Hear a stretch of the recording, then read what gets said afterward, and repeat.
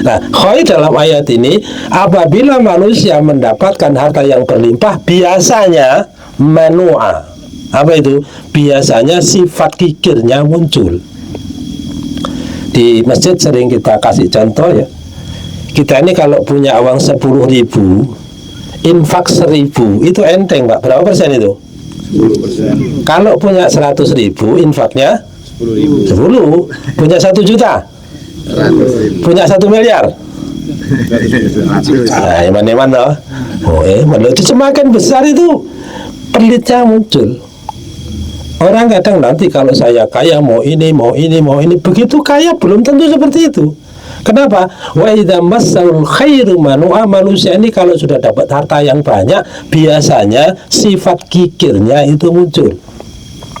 Illal musallin, kecuali orang-orang yang sholat, alladzina yang tetap sholat itu terjaga dari sifat kikir.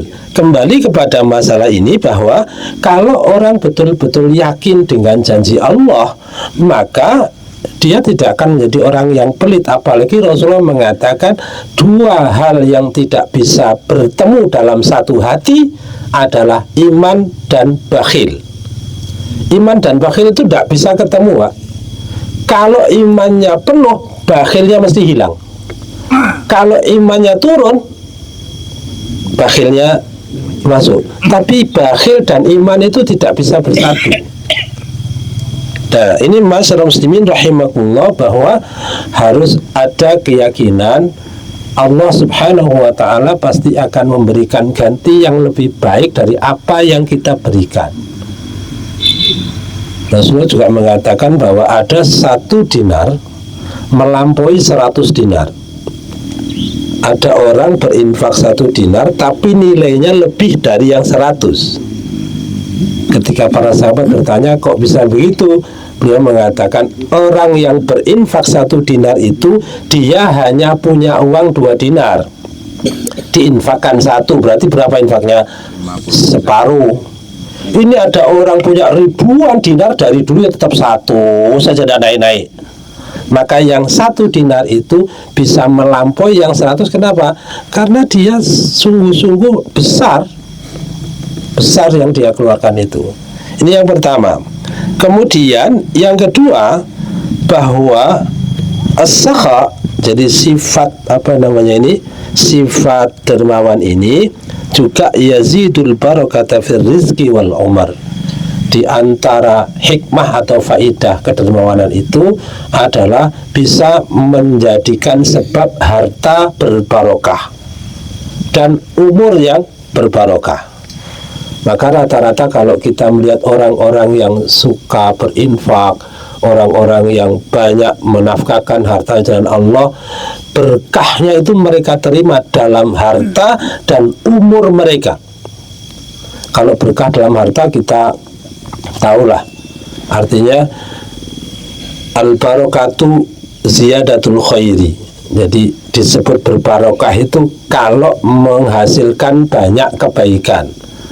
Kita punya harta sedikit, harta yang tidak terlalu banyak, tapi dengan harta sedikit itu banyak kebaikan yang kita dapat, itu harta yang berbarokah. Umurnya tidak, waktunya tidak terlalu panjang, tapi dalam waktu pendek bisa mendapatkan pahala yang banyak, itu umur berbarokah. Maka saya sering berikan contoh bagaimana seorang Ibnu Taimiyah menulis kitab judulnya Al-Aqidah Al-Wasithiyah. Itu kitab, kalau kita baca kitab itu, kita belajarnya perlu berhari-hari, paling tidak 7 hari lah dari awal sampai akhir, sehingga kita betul-betul paham maknanya. Berapa lama Ibnu Taimiyah menulis kitab itu? Dia duduk setelah sholat asar, dia pegang pulpennya, adzan maghrib selesai. Waktu yang pendek menghasilkan kebaikan yang sangat panjang. Itu namanya waktu atau umur yang berbarokah. Dan umur yang berbarokah, harta yang berbarokah itu juga dampak dari adanya sifat kedermawanan. Jadi yazidu al-barakata fir rizqi wal umri.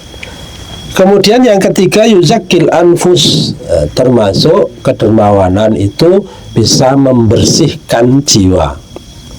Karena harta yang dikeluarkan itu kan juga menjadi pembersih. Disebut zakat itu karena membersihkan, juga berarti bertambah dan berkembang. Masyarakat muslimin rahimakumullah, berikutnya tadi sudah kita singgung awal, ketika kita dermawan maka hendaknya kita berusaha agar harta yang kita keluarkan itu harta yang manfaat dan pahalanya bisa kita nikmati sampai kita mati.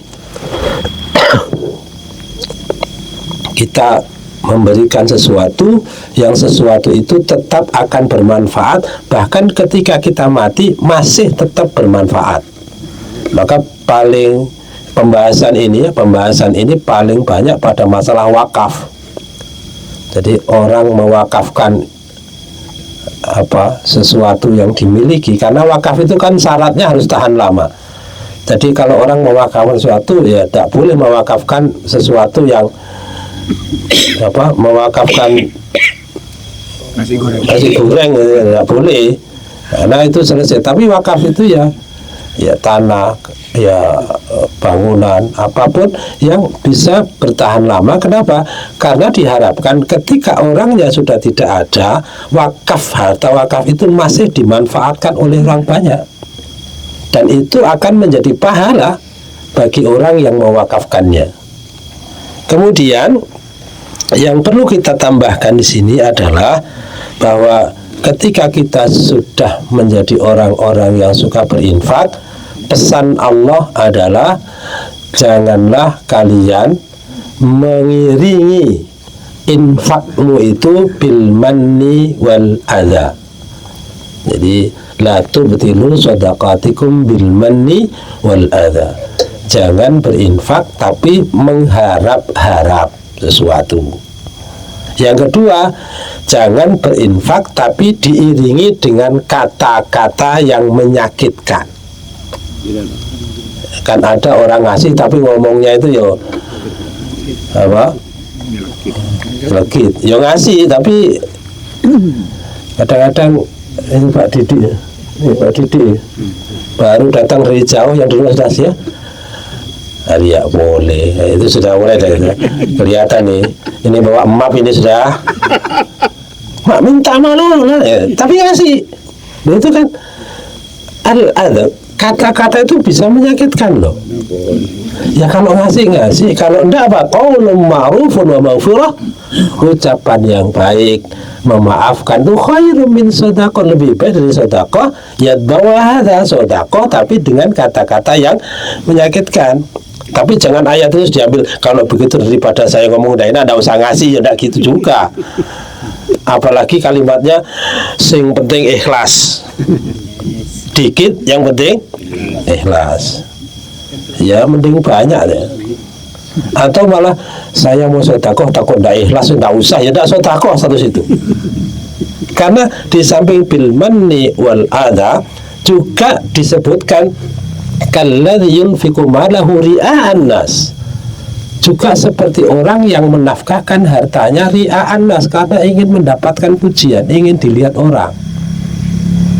Jadi kita ini berusaha memiliki sifat dermawan. Yang kedua, kalau bisa kedermawanan kita itu disalurkan pada prioritas yang umurnya panjang, sehingga ketika kita mati kita masih mendapatkan pahalanya, baik itu berupa wakaf, baik berupa yang lain-lain yang dibentukkan dalam sesuatu yang memang manfaatnya bisa kita rasakan bahkan ketika kita sudah tidak bisa beramal lagi. Ada ada teman kita warga Muhammadiyah yang meninggal beberapa tahun yang lalu. Dia datang, dia baru pensiun, dia bilang, saya carikan saya tempat yang tidak ada air, yang sulit air. Lalu bersama-sama nemulah satu tempat, dia bangunkan sumur di tempat itu, dia ngebor tempat itu sampai selesai semua. Begitu selesai dia meninggal. Coba sekarang kalau ada burung minum dari situ dapat pahalanya loh Pak, meskipun hanya seekor burung yang di situ. Orang menanam pohon, ada burung makan di situ, dapat pahalanya yang nanam itu.